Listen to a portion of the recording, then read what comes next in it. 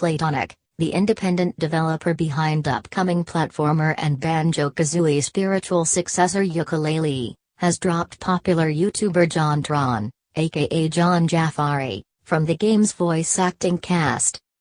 The news comes on the heels of controversial remarks Jafari made about race and immigration during a recent Twitch stream with Steve Destiny Bonnell, as well as a number of tweets made in support of controversial statements made by Iowa Representative Steve King.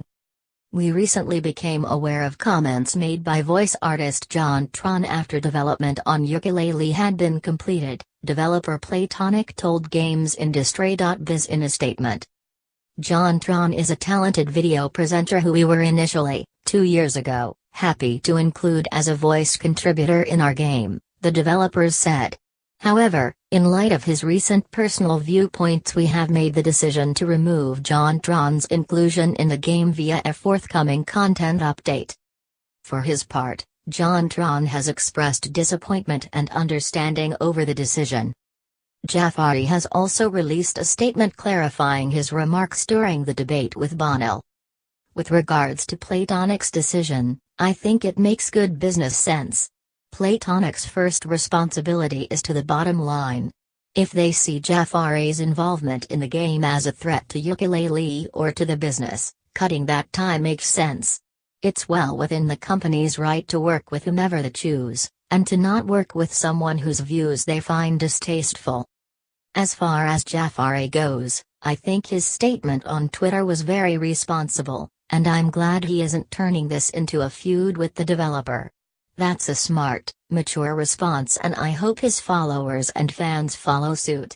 No doubt many will be outraged and some will even evoke free speech, but this is not a question of free speech, it's a matter of business. As to the larger question of discussing race and immigration, I think it's an important discussion to have, and I think we should all welcome more of it in video games and beyond.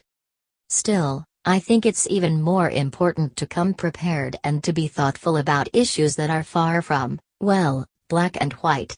Jafari showed up to the debate wielding some very dubious talking points, and admits in his statement that he was unprepared. However, I would say it goes beyond mere unpreparedness.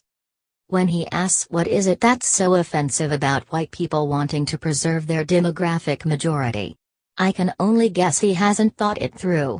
Questions lead to more questions, such as how do white people go about preserving said majority? And what's so wrong with black people, Hispanic people, Asian people that white people should want to preserve it to begin with? Uncomfortable questions that one should probably reckon with prior to discussing this topic in public. Then again, I'm a filthy globalist with crazy notions like someday, maybe, people can live in the world of Star Trek and overcome everything from cancer and war to old-fashioned, antiquated borders. I know that's a long ways off, and I don't think shaming people with different viewpoints will get us there, but neither will keeping America white.